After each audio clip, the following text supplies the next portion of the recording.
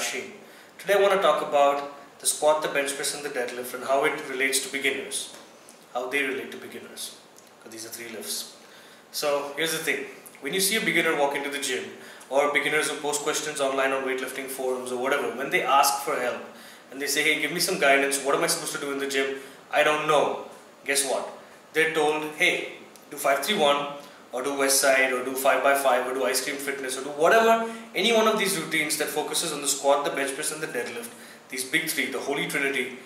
Any routine that focuses on these big three lifts is going to get you strong, and because you have a strong, once you have a strong foundation, it will catapult you into whatever you want to do, whether it's strongman or powerlifting or staying healthy, I hate that one, or getting big and strong or being a bodybuilder, whatever your goals are, these three lifts are the norm. You must do these lifts. I don't know when these lifts became the norm, but let's roll with it.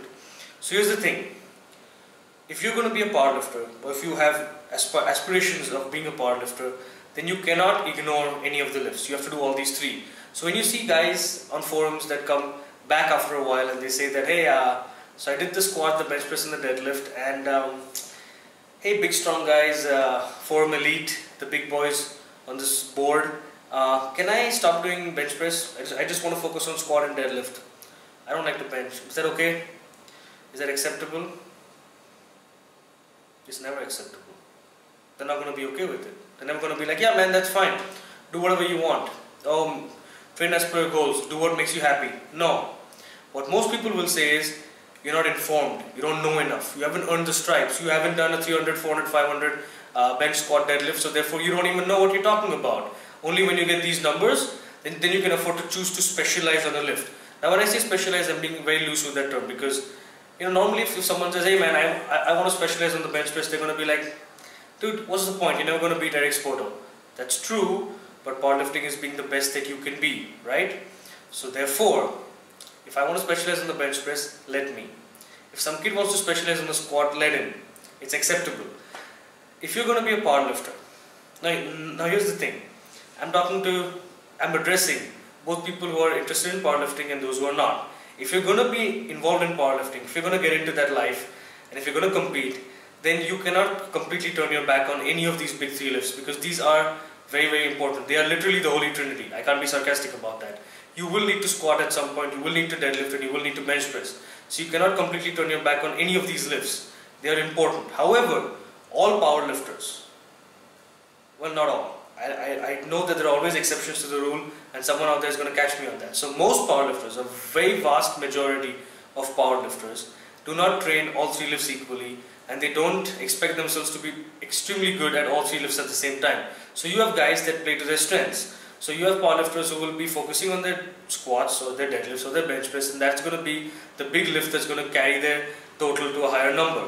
So for example, to be very, very practical, Benedict Magnusson, who's the biggest deadlifter in the world, or maybe even Eddie Hall, whatever. But Eddie Hall was in a strongman meet. But in powerlifting, Magnusson rules. So Magnusson is never going to walk in to a powerlifting meet and say that, yeah, you know what, my bench press is going to get me a big total. No.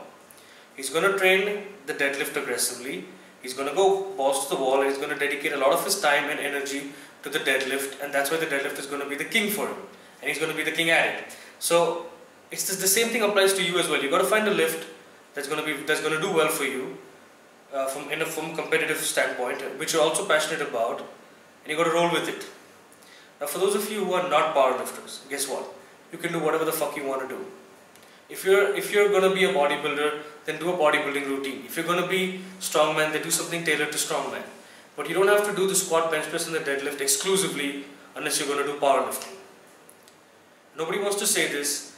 Nobody wants to say that, hey, you want big arms? It's okay if your arms are 13 inches and you want to get big arms, it's acceptable. You can train to get big arms. They're going to say, hey man, your arms are 13 inches, you have no right to want big arms. Go put in some squats. Do some squats. Squats increase your GH. That's going to increase the size of your arms. It's a bunch of bullshit. That's not how it works. You want big arms? Train your arms. Do lots of volume, dedicate time and effort and energy. And guess what? You will get big arms. So you train specifically for your goals. And therefore, in conclusion, the squat, the bench press and the deadlift are not a must do. You can choose what you want to do depending on what your goals are. Remember that. Thanks a lot for watching this video, guys. Please comment, like and subscribe. Thanks a lot.